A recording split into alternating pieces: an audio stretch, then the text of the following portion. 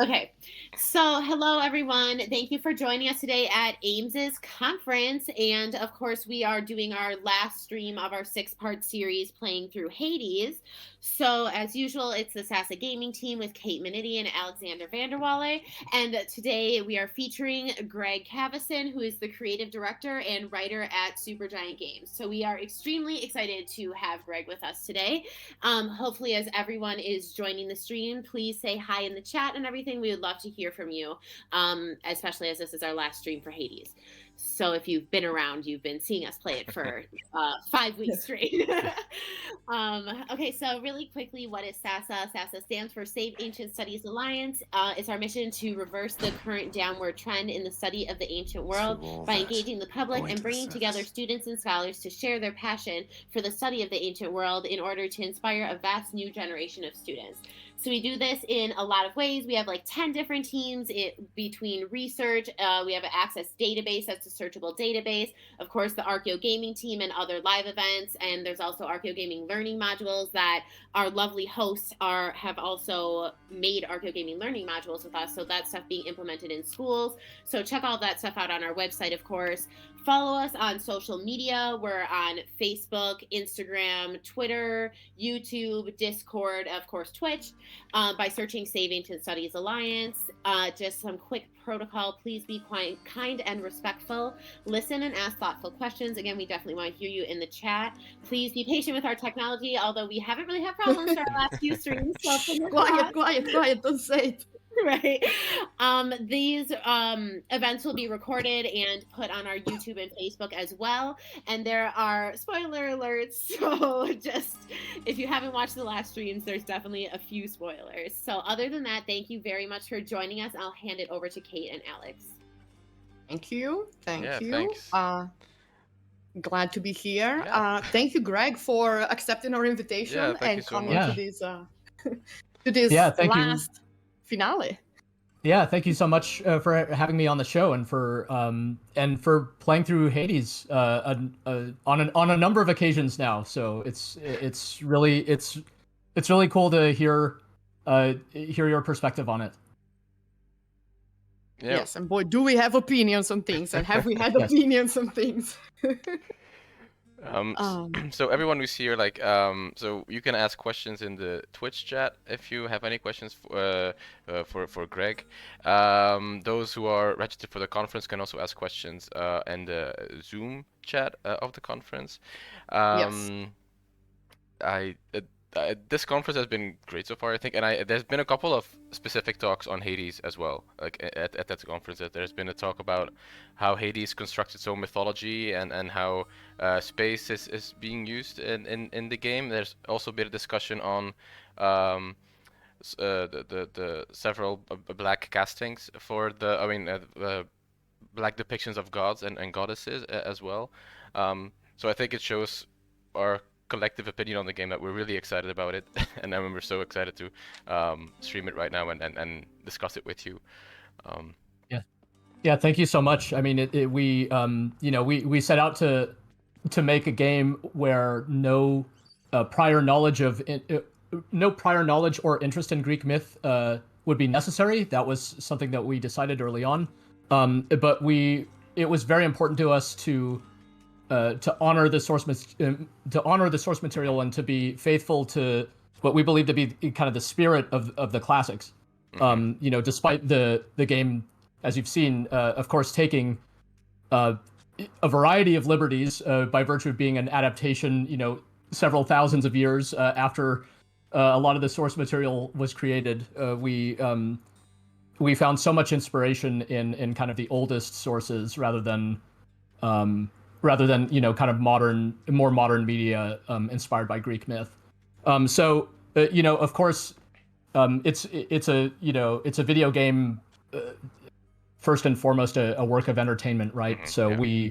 we couldn't have anticipated that the game would. First of all, I mean, the game has been just a really extraordinary success for our small team. We're a team of about 20 people. Mm-hmm.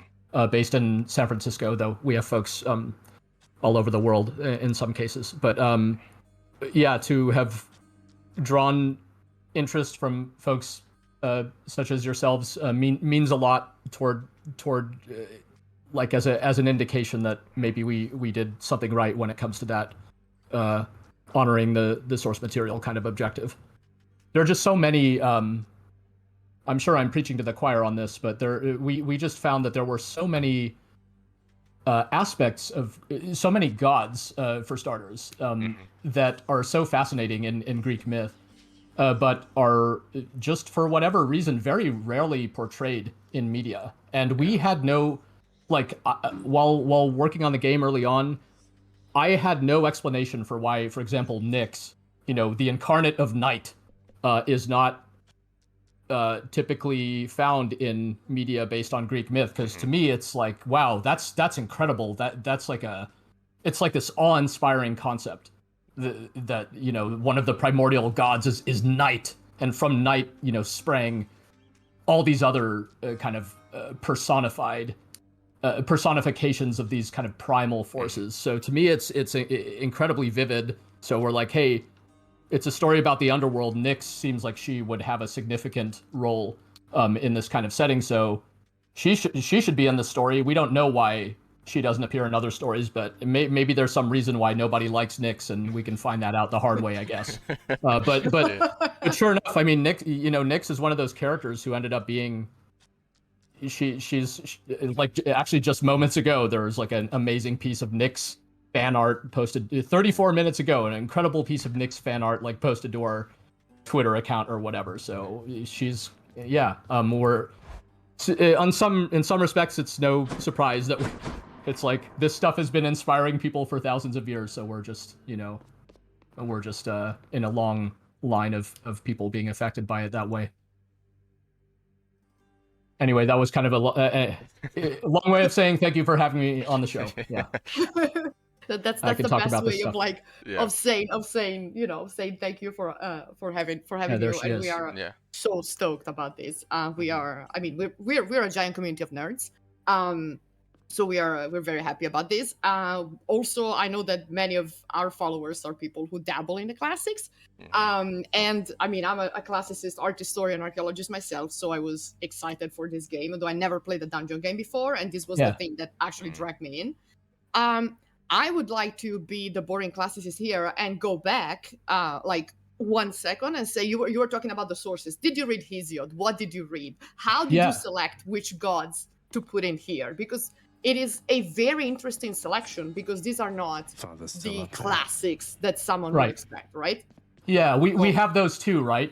That was kind of our starting point was, you get the big there are these big names, like it's no accident that Athena is the very first character you meet. She's one of those, I call her a household name among the Greek gods, up there with Zeus, and Hades sort of falls into that category himself. He's one of those names that everybody's heard of, even if they know nothing else about Greek myth.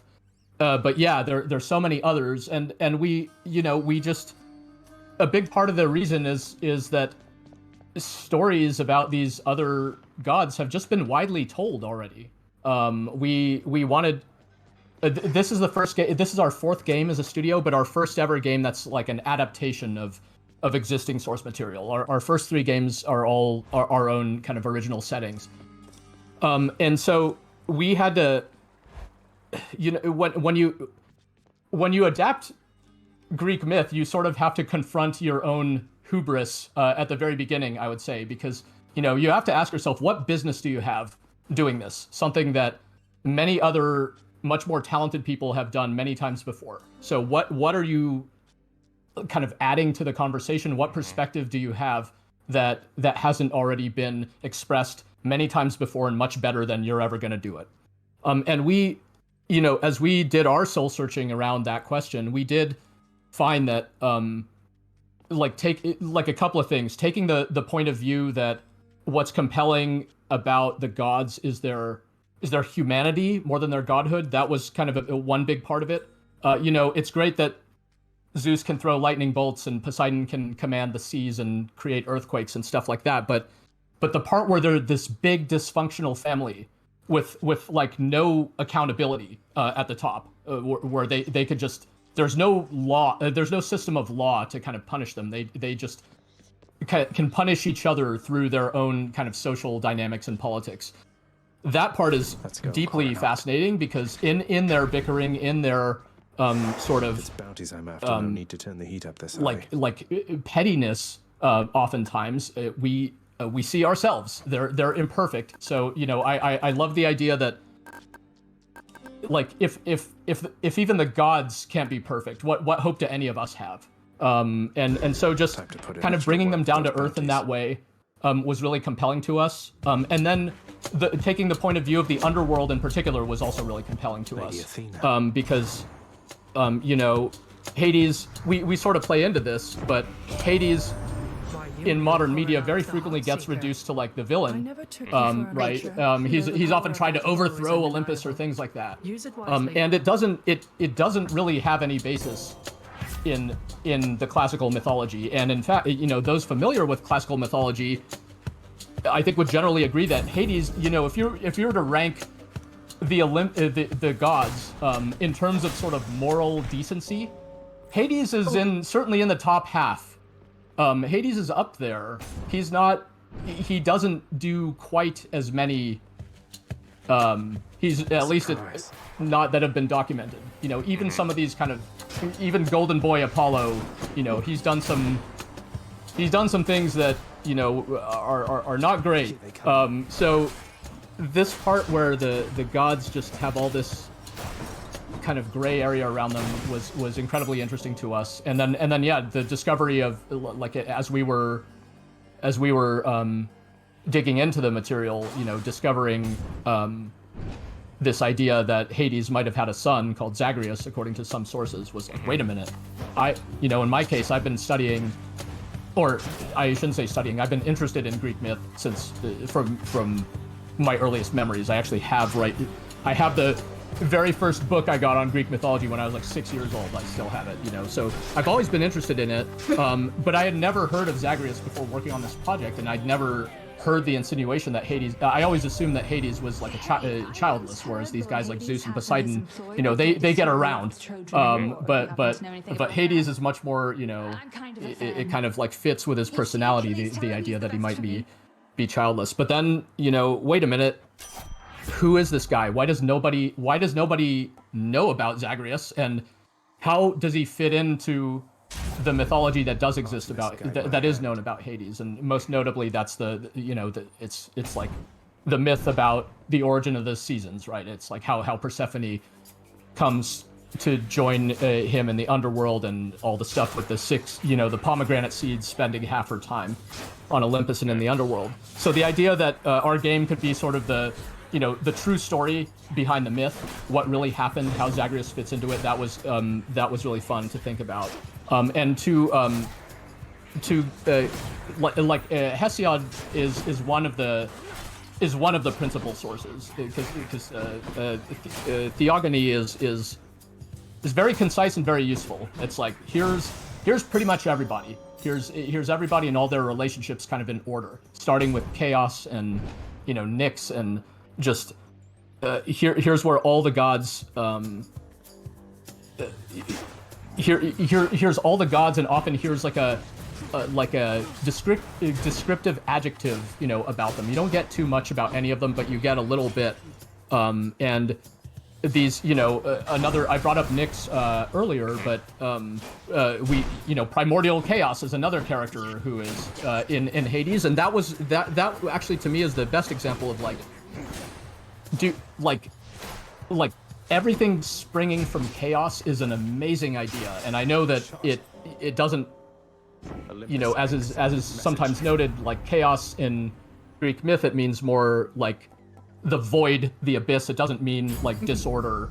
But nevertheless, my own take on it is like the ancient Greeks basically discovered they had their own version of the Big Bang theory through the idea that in the beginning there was nothing, and then everything kind of exploded out, beginning with chaos. And we see, and of course in things like Christian, shouldn't say Christian religion, any kind of like Genesis type of story, they have their interesting parallels.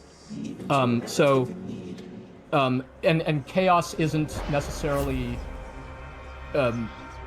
portrayed as like a personification in the same way as night, but the possibility exists that chaos could be personified, and we were very drawn to that idea, and particularly with our point of view on so you know, your question was like, how did we make these choices?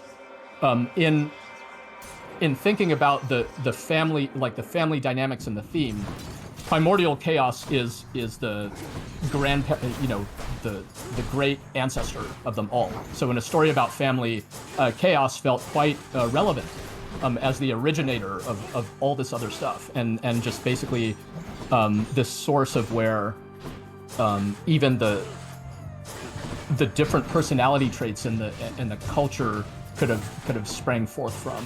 And we liked thinking about the underworld as its own distinct culture. You know, our point of view being from that one, it's like we have these characters such as Achilles or Sisyphus that come from ancient Greece and are of that culture, but now they're in the underworld, and now they're part of this culture here. And so we liked exploring how the culture of the underworld might be different from that of, you know, the Olympian gods up on their mountaintop, and whatever is going on the surface with the ancient Greeks as well, and the rest of the world for that matter, because they're the gods of. They were, as I note sometimes, they were worshipped in Greece, but they were, you know, Zeus did not control just the airspace, you know, over the Mediterranean. He controlled all the heavens. Poseidon controlled all the seas, so they were the gods of the entire world. So it's interesting to think about the underworld as having this like very there's a lot of responsibility weighing on Hades' shoulders, because whenever the Olympians, you know, bicker, then mortals start to die.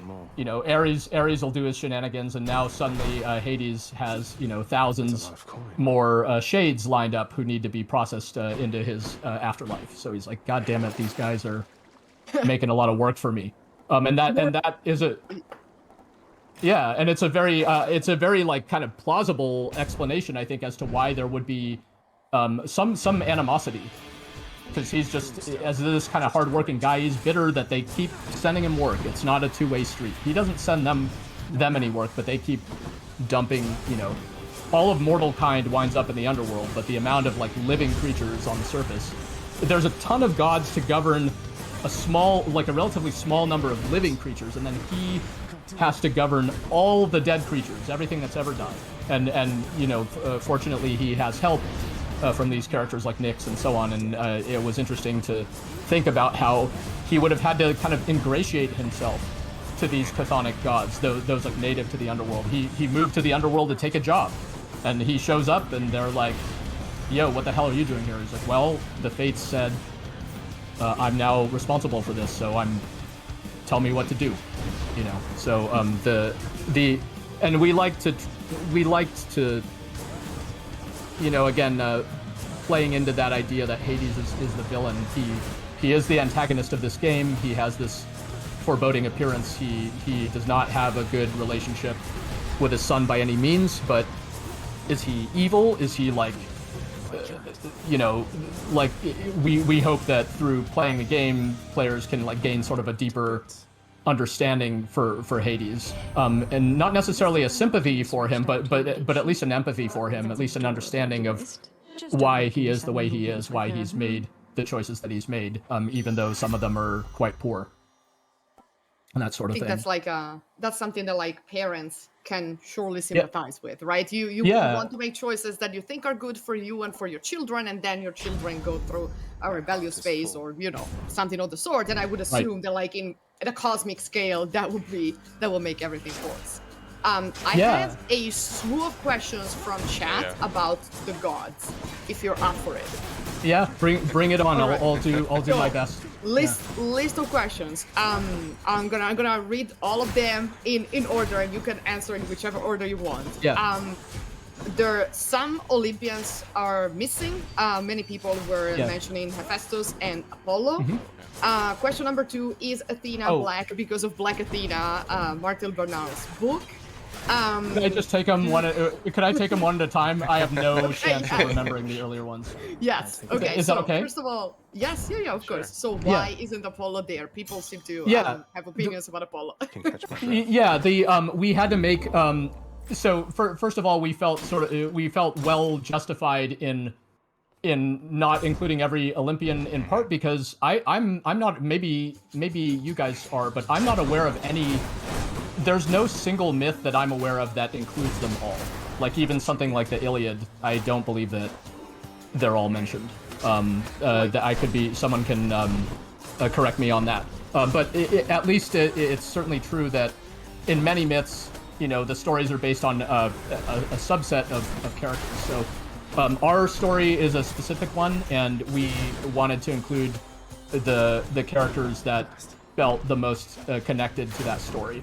And so there are also gameplay reasons for it. The game, the structure of the game is such that it's there's certain kind of random elements every time. You don't know which of the Olympians you're going to encounter every time you play, and there's a balancing act of sort of how much random possibility to put in the game. If you put too much random possibility, the game sort of it starts to fall apart a little bit, where you can no longer play in like an intentional way. You can't feel like you're sort of controlling the chaos or controlling the randomness. So actually limiting the number of Olympians was useful from a play experience perspective.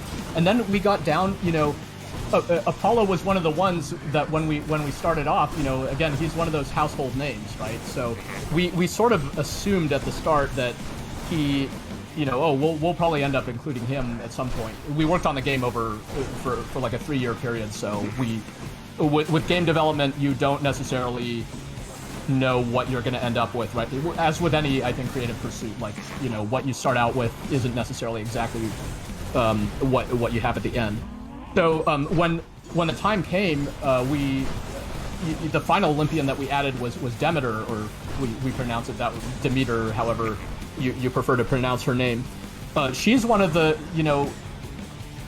I think along with Hestia, she is, I would say, is the least popular of all the Olympians, like the least well-known, I think, to most people, the least, she's the goddess of agriculture, like boring, right? She controls wheat, that's way less exciting than... Yeah, so, but to us, it's like, she's incredibly, so she's deeply tied to the myth of Persephone and Hades. She's Persephone's mother. And we had this point of view on her that just made sense in the context of this world as the goddess of seasons, and someone who can just, whose own version of mourning can be expressed in like, well, I'm just going to freeze the entire world. Screw you guys. You took my daughter from me. I'll take everything from you. So, and things like that. The part where she's like one of the eldest Olympians. She's older, even than Hades. Like, so just having her be this really, it was very easy to imagine her as very powerful and imposing, but she, for whatever reason, is not portrayed that way usually, if at all. And it was also really fascinating to think about Persephone's relationship to her and how that might mirror Zagreus's relationship to Hades. A lot of people can relate to having complicated feelings about their parents. You may love your mother or father. They may also still frustrate the hell out of you sometimes. And there's good mythological basis to believe that Persephone was pretty frustrated with Demeter, who would call her girl, and that sort of thing. She's like, yo, mom, I'm 10,000 years old. You're still calling me girl, Kore or whatever. So things like that. So there are different, of course, versions of the myth of how Persephone came to join Hades in the underworld. And that alone, those contradictions are very compelling to us. Like, why would some versions of the myth say that Hades took her by force, and other versions suggest maybe she joined him, and if she was taken by force, then why in the Iliad is she, the fell queen of the... She seems pretty chill in the if she was taken by force, it seems pretty happy in the underworld there, and seems to kind of not want to be around her mom that much. So there was just a lot to... We were interested to explore that story and look at it from Persephone's point of view and Hades' point of view, and we knew that there was a lot of stuff that wasn't being said there. The idea that there might be a true version of, a so-called true version of that story, almost like kind of putting on a detective's hat and trying to piece together how the contradictory versions of the myths could in fact coexist. Because they do coexist. They exist in our world, like different versions. So we wanted to we liked that part too, just trying to address how mythological contradictions can, that there might still be one explanation ultimately or something like that, but how from that explanation can flow different versions of the truth that then get told around. That was a long answer to yeah. Great. I could yeah. The next one was about Athena. Yeah. Yes, issue black because of Bernal's book, Black Athena. Yeah, these kind of questions are tough for me because when people are excited about a particular theory, it's like, it's always sad to be like, no, or like, I know you're very excited about this. No, that's not true, or whatever. So our portrayals of the, so. That's good. And I do, I may be resistant to answering certain questions because the way that, like to get straight answers from creators about media, I think can ultimately be like reductive. Like where would, it's most kind of scholarly things or essays written in schools or whatever about works of media could just be, if the creators were always around, just, no, this isn't correct at all. I was actually thinking about this. Your interpretation is wrong. Like we strive to make works that are deliberately open to interpretation. Part of that means not saying that things are one way or the other. We draw from a lot of different sources of inspiration, but I would say when it comes to our portrayals of the gods, it was, from that point of view I mentioned earlier, it's just it's that these are the gods of the entire world, they're not ethnically Greek. It's as simple as that. We did it from a point of view of authenticity. It's funny to me, it's a bit ironic to me that it like gets regarded as, well, that was part of the exploration as well. It's like you look back at ancient society, and there are aspects of ancient society that could be seen as in some ways more progressive than society today. Some things move forward, other things move in circles, or other things potentially even move backward. Decent with that RFS last time I checked. We felt that there was just clear basis in the mythology for these gods to be ethnically different. And to me, like a good analogy is how, in like Christian art, Jesus is usually portrayed as like a blonde-haired, blue-eyed. It's like, nah, dude, he's from the Middle East. It's very unlikely. It's very unlikely he's a blonde-haired, blue-eyed kind of guy. It just gets, for whatever reason, it just ends up being interpreted that way over and over. But and there, even in classical, there's like, in a lot of classical art, like the Minoan civilization and so on, it's like, it's not these like blonde-haired, blue-eyed, kind of characters, and it just wasn't. It also just was of no interest to us to like have a big cast of characters who all look alike.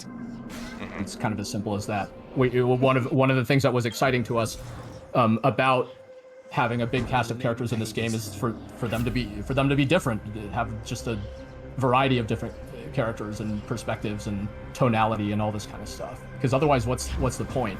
Like even the game has like 30 characters in it, I think exactly. Mm-hmm. But the goal of each one is to be tonally distinct. They each, if a character isn't giving you some sort of like unique perspective on the world, then the character is redundant with some other character. That's kind of something I look for when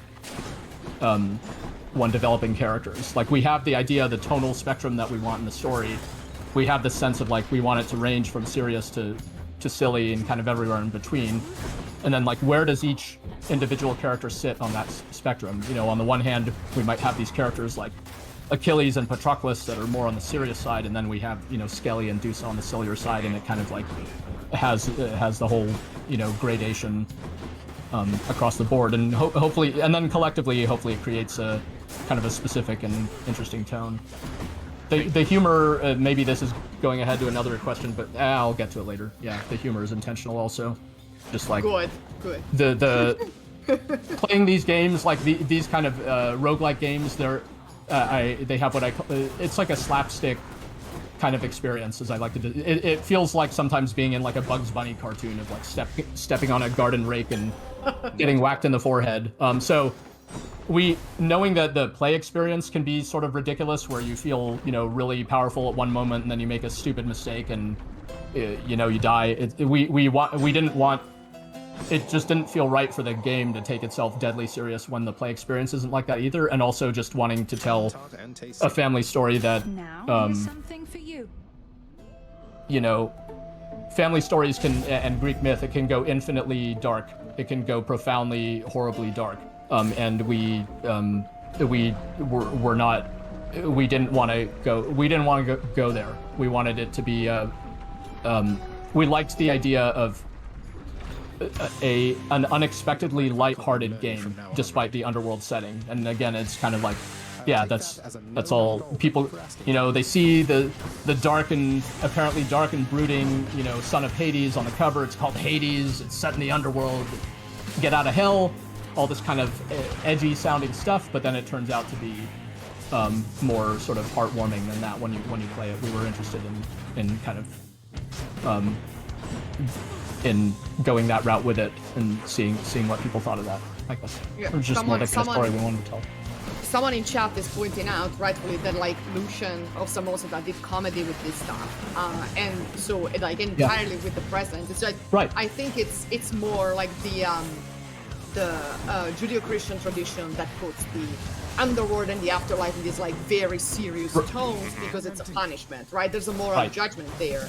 But in ancient Greece, everyone ends up in Hades, well, apart from, you know, the eyes of the blessed, but we're not going there. So, you know, it makes sense that someone would be ironic, and the few times we see Hades doing stuff and speaking, there's always a certain irony to him. He seems sarcastic, so I think it makes a lot of sense.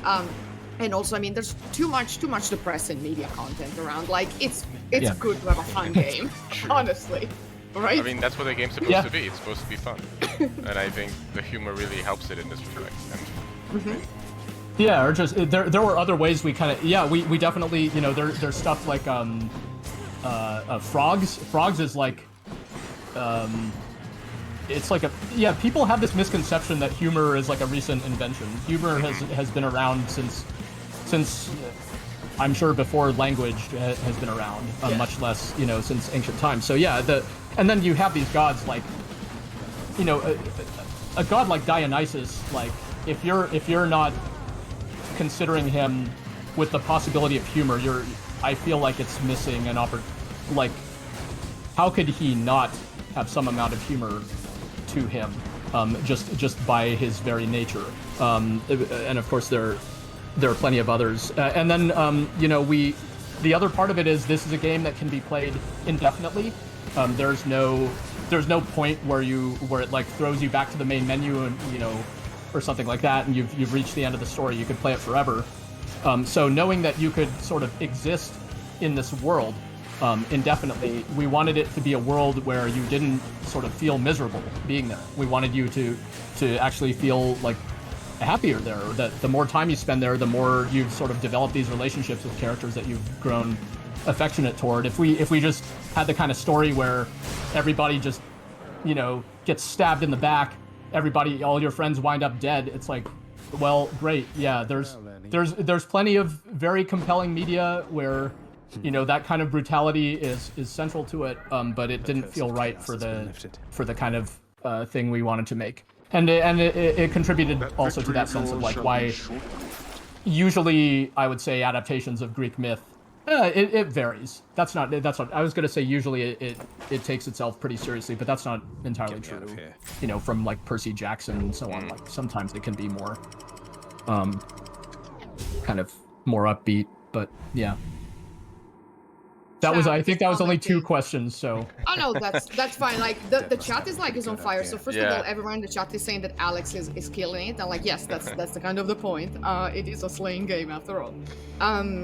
So we're all very, very pleased. And then someone is pointing out how your comment about the Greek gods being gods of the entire world, and so of course they would be multi-ethnic. It's a surprisingly rare and very refreshing take in classical reception, which is true. And it's very.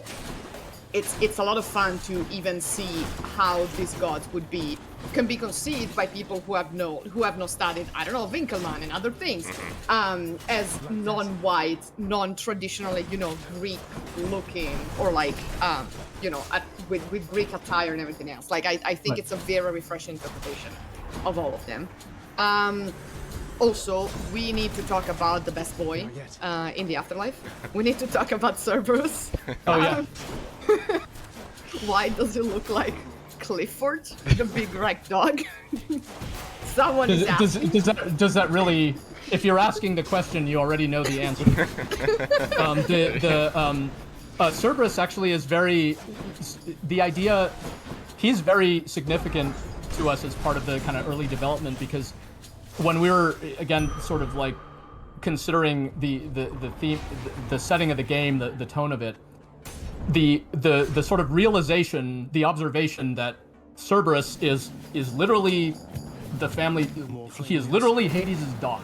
Like I've got this guy on my desk, right here. It's like, it's just a guy and his dog, but he's this notorious, feared hellhound. He's going to eat you if you try to escape the underworld, all this kind of stuff. He's this terrifying monster, but from the point of view of Hades, he's a pet. So thinking of Cerberus as the family pet, that like really crystallized the tone. We're like, cool, that seems interesting. It's literally called the House of Hades, right? So we wanted that setting of the House of Hades. He's a work from home dad, he's and he's got, he's just got a lot to do. He doesn't have a lot of time to pay attention to his son and all that. So just the idea of like domestic life in the underworld was very exciting to us, and that comes with like a certain degree of humor, I think, just automatically. Like it didn't seem right to not approach that with humor, right? Because having Cerberus as your pet is like a ridiculous idea. That's fair. The chat is all, agree. All agrees about the fact that Cerberus is the best boy. Number 1 and number 2, 3, and 4. I will fight you on that. Cerberus is one dog with 3 heads and not 3 dogs with 1 body. This is beef that I have with my wife, and my friends in the chat know. There's like a fight between me and the scientist of the house. So also someone is pointing out that in Assassin's Creed you have to fight Cerberus, and that is very disappointing. We are all very sad. And that is not okay. So since the chat for now doesn't have any more questions, we are going to ask one that we have prepared. Did you ever expect the academic world to have this kind of response to your game? No, I mean, yeah. And like, how were you impacted by it? Because everyone was talking about it. I remember when this game came out, Classics Twitter exploded. Yeah, definitely. So I was wondering, how did you all felt about it, and like, what do you make of all this sudden interest of academia into games? Yeah, I mentioned earlier it certainly took me. It was unexpected. The response to the game in general was unexpected. We can we've been fortunate to have made like our previous games have all been well received in their own right, thankfully. But this one has sort of took on a life of its own on another level, and for me it really, like in particular, just having worked on the writing and the world and so on, it really, it was a good positive indicator that hopefully we were, it showed some sign of success in that stated goal of wanting to honor the source material, of being faithful to the spirit of the source material. Like the thing that made me really happy was hearing like there were publications in like Greek, like ethnically Greek publications, critics and stuff like that, who like hearing getting approval from ethnically Greek people meant a lot as well, because they will have. I'm not. I'm born in Moscow actually, but not. I'm not from Greece. We understand that we're working with something from a culture that is not our own, and so the least we can do is to do everything we can to be respectful of that culture. So, and yeah, the part, games, for me personally, games have often been like sort of a gateway into more kind of academic pursuit. They've taught me vocabulary that, from a young age, I was for sure learning words that I wasn't like learning from English class or something like that. But I think a good example of this from the good old days is like there's the real-time strategy series called Age of Empires. There's actually a new Age of Empires 4 was quite a big hit this year. Yes. And that's one of those games where it has this kind of, has this nice, it was never a game that was like designed to teach you, it wasn't like an authentic recreation of, the Battle of Thermopylae or something like that, but it was about it sort of simulated these different cultures at a high level, and it for sure, there were like many stories about how people, developed a real interest in, they would go on to study, like Turkish history or something like that, or Japanese history, as a result of gaining some initial kind of spark of interest from something like Age of Empires. And so it was, the irony is that a lot of games that are designed, like there's the term called edutainment, like games designed to educate, those games have rarely been successful, because when you play one, you get this feeling like, wait a minute, you're teaching me. Oh, right. No. I'm here to play a video game. Like you don't, like, people can tell when something is being kind of didactic to them or trying to teach them something. And they often are resistant to it when they're in the mode of play. They're trying to get away from being taught stuff. But occasionally, there are these entertainment works that can sort of subversively end up teaching you something anyway. And it's fun to think that that our game could have helped spark interest in Greek myth for people out there. Because, like I said, we went into it. We're like the mission. This game has to sort of do the work of making someone care about Greek myth. We cannot assume that someone goes in caring about it already. But if they do, hopefully it's even better for them. We want people familiar with Greek myth to be even more engaged, like, because who's heard like someone like Patroclus is not, I think, like a widely known character as an example, but if you're interested in the Iliad or something like that, then that character is going to be very interesting to you potentially. So there are things like that we did, but generally, yeah, just knowing that it, I love that it was of interest academically, because it's like, to me, the most exciting part of it is like it's sort of Greek myth working its magic in real time. Like, we're still talking about it thousands of years later because these stories have stood the test of time and inspired other people to interpret them, or at least keep talking about them. And we were inspired by it. We told a story sort of in the genre, and now other people are talking about it, creating like fan art of characters from Greek myth also is not a new concept, right? It's existed for thousands of years. It's just been in the form of marble statues and reliefs and things like that, not necessarily on PNGs posted on Twitter. But it's the same. It's like with the same spirit. It's like by making by putting love and care into a portrayal of Nyx, you're honoring the gods, just like people used to do. So I love that. I love that. From Hermes, I suppose. It's just a way to feel connected to your sort of entire species across a very long period of time, at a time when it can be very difficult to feel connected to anybody. Something like that. So, more questions from the chat since we just fought the Minotaur and Asterius.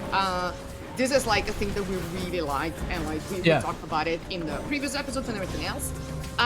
Could you like tell us what is it about the Minotaur and Asterion, and like giving him his actual name and making him a very sympathetic character? What was compelling about his story, or like the little that we hear about him in mythology? Sorry, ambulances are here. That compelled you, and how did that inform how you portrayed it in game? And I'm gonna mute myself for 1 second because there are too many ambulances next door. Yeah, no problem. Yeah, thank you for bringing him up. So the very That's that. this game was very nearly about Theseus and the Minotaur. Before we, which I'm not sure it may have come up on the stream before. We've talked about it on a couple of occasions. But when we first started, the whole project's code name is Minos. And when we first started working on it, it was going to be set in the labyrinth of Crete, with Theseus as the protagonist, trying to work his way, to the center of the labyrinth where the monstrous Minotaur resides. And the kind of roguelike nature, the part where it's randomized and restarting over and over, we were drawn to the idea that it's like how back to this idea that myths can be contradictory, that each time you play the game it's like a slightly different contradictory retelling of the Theseus myth.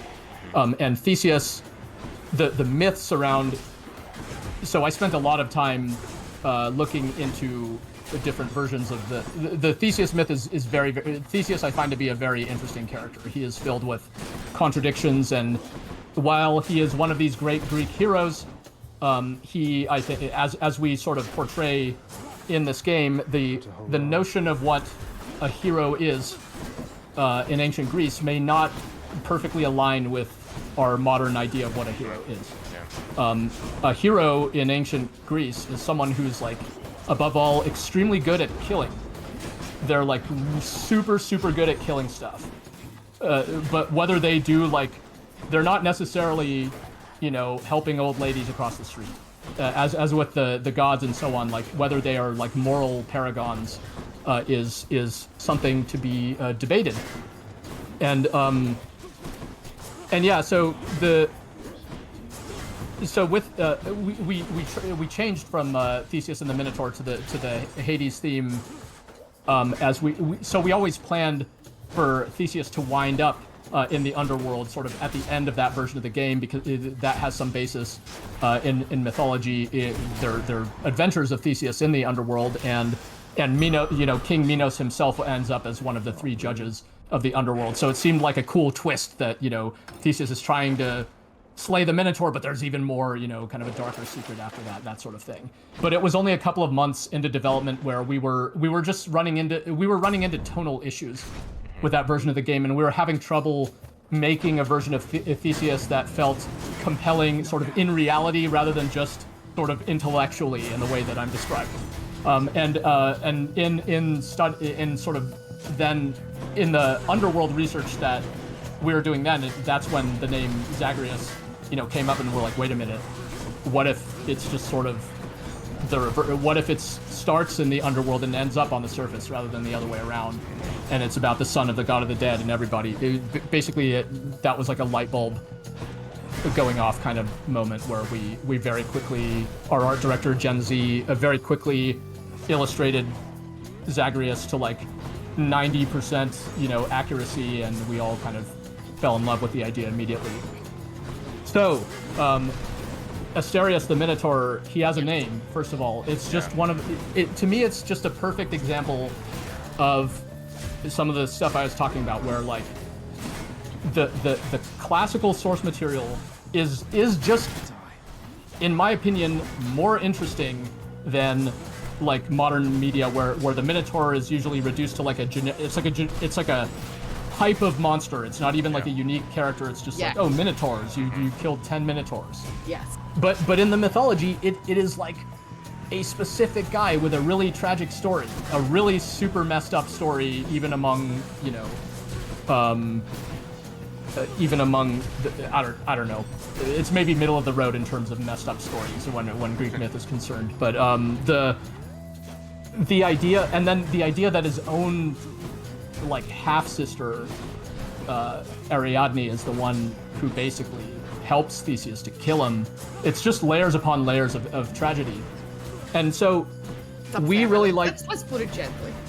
Yeah. So we liked the idea generally of like, hey, if this game is set in the underworld, then we have access, like part of the fun of the underworld setting is we get access to not just all the gods, but all the mortals as well, because everybody winds up in the same place after they die.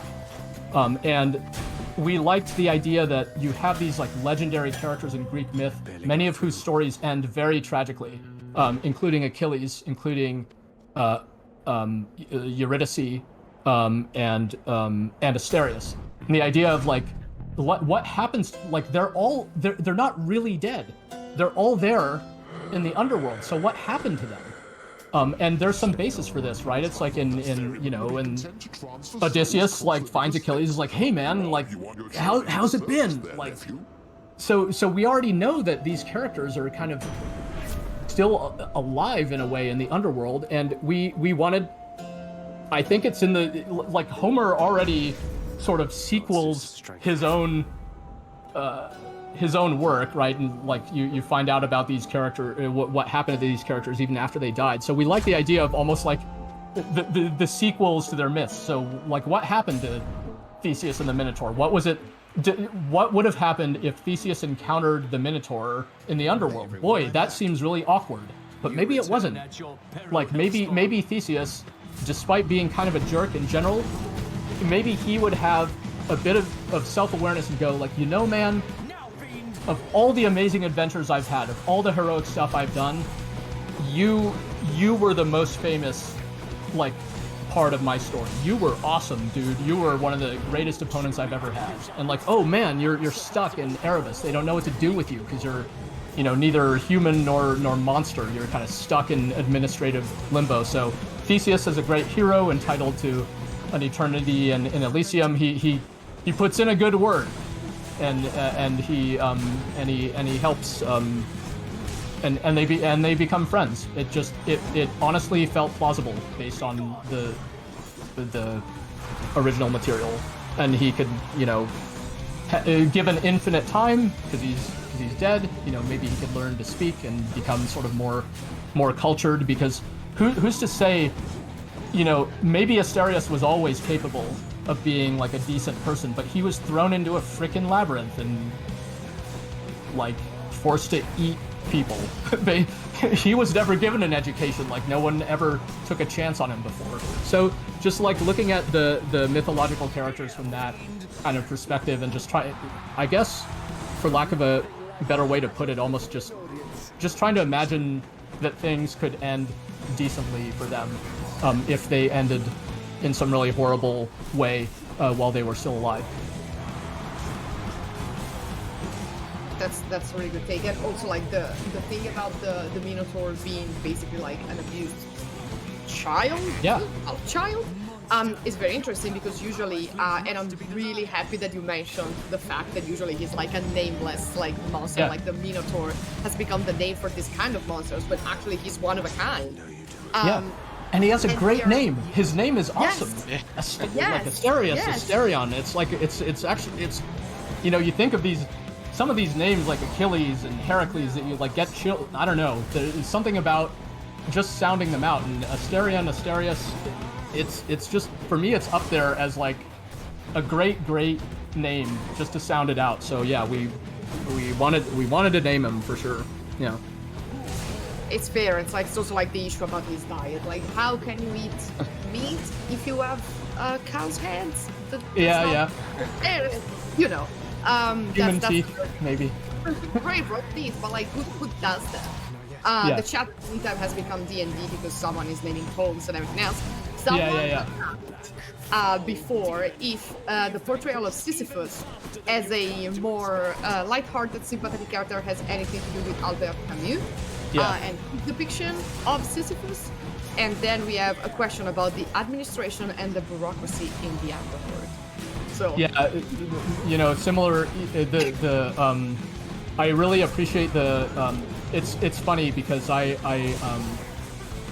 Camus' The Plague is one of my favorite novels. But I was not familiar with his quotation about Sisyphus being happy until well into development when we already had our version of Sisyphus in the game. So it was not a conscious influence by any means, but it hopefully in what I'm saying it explains how we got there, because Sisyphus is another one of those characters of like what happens to him in the long run. How would Sisyphus fit into this world that we're describing here, that is unexpectedly lighthearted, that allows these characters to make peace with their lives? And does Sisyphus have to be this dejected, whipped, tortured person, like cursed for all eternity, or is there something else going on with him? And so imagining him as this sort of like friendly neighbor character who's kind of at peace with his predicament. He's accepted he's accepted his lot, and he's kind of more than made peace. He's kind of literally made friends with with the boulder that he has to push. And it was a bit of characterization that it was important partly to tell you something about Zagreus, how Zagreus is different from Hades, because you would fully expect Sisyphus and Hades to not get along great, and you would expect Sisyphus and the Furies like Megara to not get along great because they've been whipping them. But you have this other character who doesn't have that context and doesn't have that relationship, and with whom they can be friendly and civil and so on, and you realize that Sisyphus is another interesting guy. Like, people know about his boulder pushing, they don't really know about his past. And his past, he did some, as with many of these characters from Greek myth, he did some awful things. So the idea of a character who could have had plenty of time to reflect and try to repent in his own way, he's not and Zagreus just doesn't know about any of his past, so he could just turn over a new leaf with this character and sort of be the person that he never could be in life. It was nice to think about that. One of the themes of the game is like, given, it's funny because we didn't want it to be saccharine, the idea that relationships can be improved, because in real life they can't always be improved. But our hypothesis was, maybe given infinite time and immortality, then relationships in fact can be improved. These characters are stuck with each other. They can't kill each other. It's not like Game of Thrones. They can't just kill each other to solve their problems.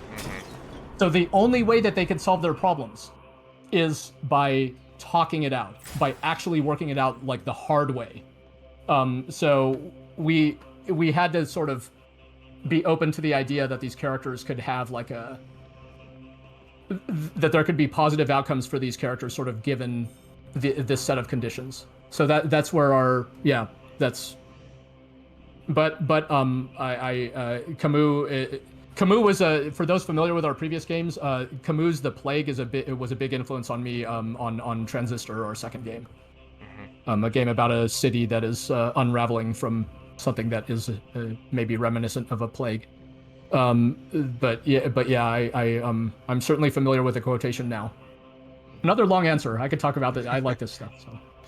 Oh, I think it's really great. I think we do have to stop here though, because the conference is going to do a next research panel, which is about recasting figures of power, which will take place in Forum B, and it's gonna start, I think, right now.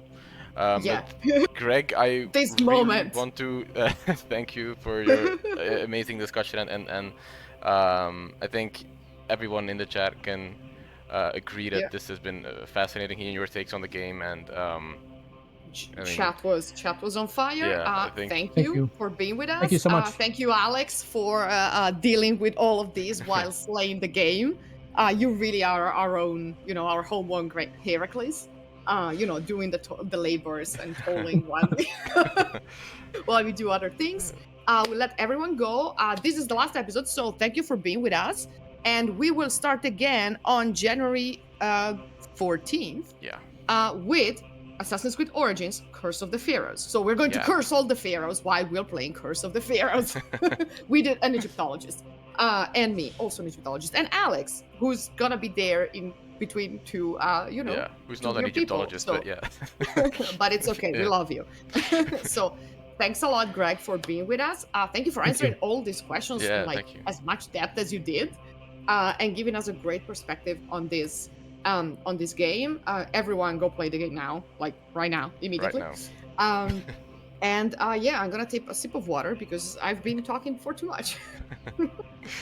So bye everyone, and have a nice rest of the conference. So have a good rest of the conference. Yeah. Bye. Bye guys.